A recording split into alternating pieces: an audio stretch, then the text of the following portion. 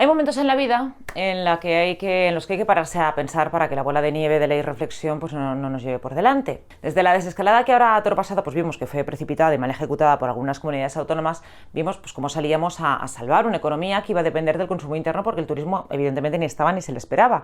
La condición era en forma de pacto sanitario, era contratar rastreadores y sanitarios. La responsabilidad estaba a manos de las comunidades autónomas, nos desescalábamos encima, ¿os acordáis? ¿Se cumplió ese pacto? Bueno, pues unas comunidades sí y otras no. Cuando pasó el verano y nos sobreviene la segunda ola adelantada de una pandemia pues que nos dio una segunda oportunidad para saber cómo afrontarla, vimos que como no se habían hecho los deberes nos llevaba por delante. Las comunidades autónomas decidieron implantar distintas restricciones. Algunas redactaron bien esas necesidades antes de presentarlas a los tribunales superiores de justicia correspondientes y otras no. Recordemos el caso de la Comunidad de Madrid. Sin paraguas legal nacional se tuvo que establecer el estado de alarma de forma unilateral a la Comunidad de Madrid. ¡Nos han secuestrado!, gritaban. Así que desde el gobierno central se adecuó un estado de alarma consensuado para atender a esos SOS de las comunidades autónomas, pero sin llegar a amparar el confinamiento domiciliario, porque si no era quitarnos libertades y era muy duro, ¿no? Ese paraguas legal eliminaba de la ecuación a los correspondientes tribunales superiores de justicia de cada comunidad, dando todo el poder a la comunidad autónoma sin pasar por la justicia.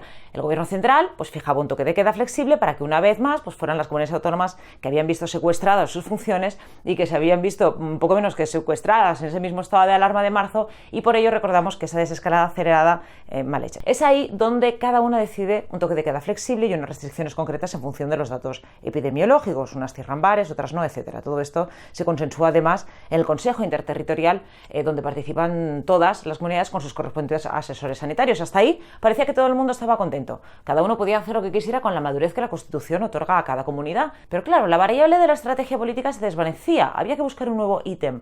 Así que la consigna fue: el gobierno nos ha dejado solos. Recopilemos, porque ya se suponía que cada comunidad tenía rastreadores médicos y posibles alternativas para gestionar lo derivado de una logística pandémica que era la segunda vez que nos asolaba.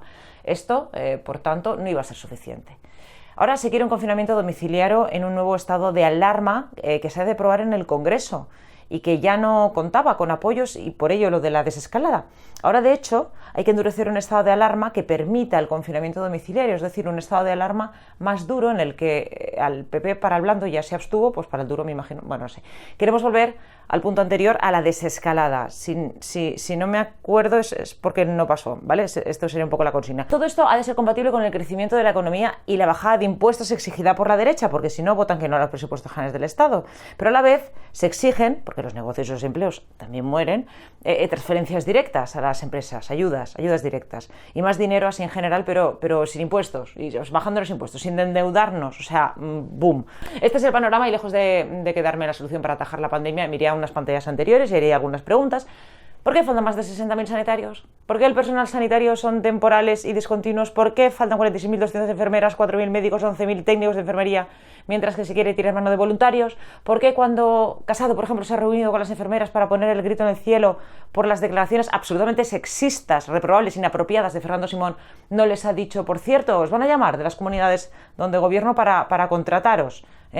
Sin contratos precarios, sin carácter de voluntarias, y así ya de paso, y puestos a escenificar cosas pues que realmente valgan para algo? ¿Por qué no se han medicalizado residencias de ancianos y siguen muriendo mayores y no nos han dado los datos de estas residencias de ancianos? ¿Por qué nos unifican los tipos de test, PCR, antígenos, diferencias? ¿Por qué los partidos que gobiernan las comunidades autónomas se ponen de acuerdo en el Consejo Interterritorial y en el Congreso de los Diputados esos mismos partidos no?